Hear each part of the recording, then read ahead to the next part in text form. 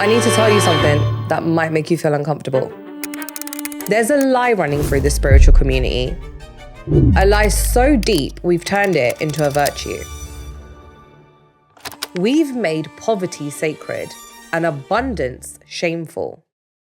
We've confused minimalism with financial martyrdom, and it's keeping countless healers, coaches, and spiritual teachers from sharing their gifts with the world. If you've ever felt guilty for wanting financial stability while walking a spiritual path, if you've ever undercharged because you thought it made you more enlightened, if you've ever worn your financial struggle like a badge of honor, this is for you. I've met healers whose work is life-changing. Their clients break patterns, heal trauma, and find purpose.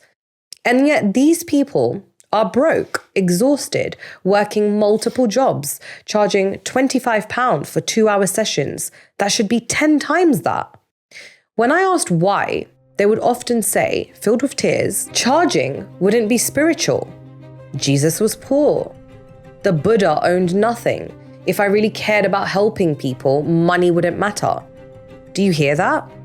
They'd been taught that struggle equals authenticity, that poverty equals purity, that money and spirituality can't coexist. And what happens?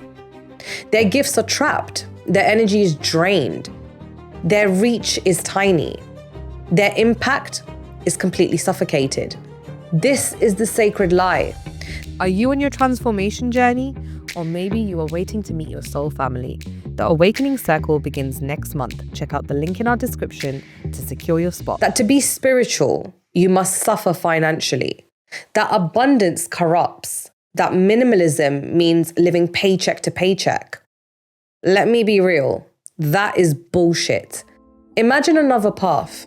A healer who charges what they're worth, who is stable, who isn't desperate for clients, who can reach thousands instead of dozens, who can offer free or sliding scale sessions without starving themselves, who invests in their growth and becomes unstoppable. Which one serves the world better?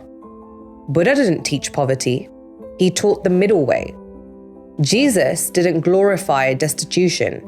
He warned against attachment to wealth, not wealth itself. True minimalism isn't deprivation.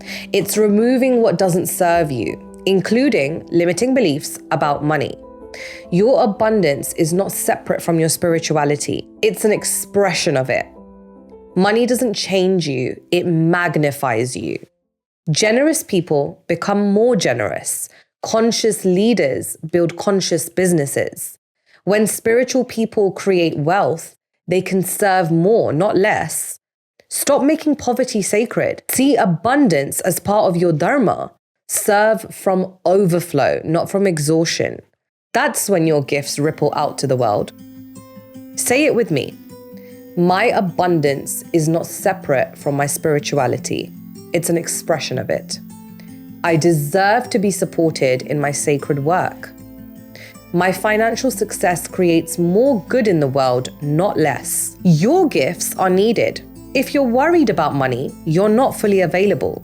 Abundance isn't selfish. Wealth isn't unspiritual. Financial empowerment is your Dharma. Welcome abundance. Welcome the goddess Mahalakshmi, the goddess of prosperity, grace, and support flowing into your life. Stop minimizing yourself. Align your money with your mission. Raise your prices, build resources, serve from strength. The world doesn't need more broke healers. It needs conscious, abundant leaders who make real impact.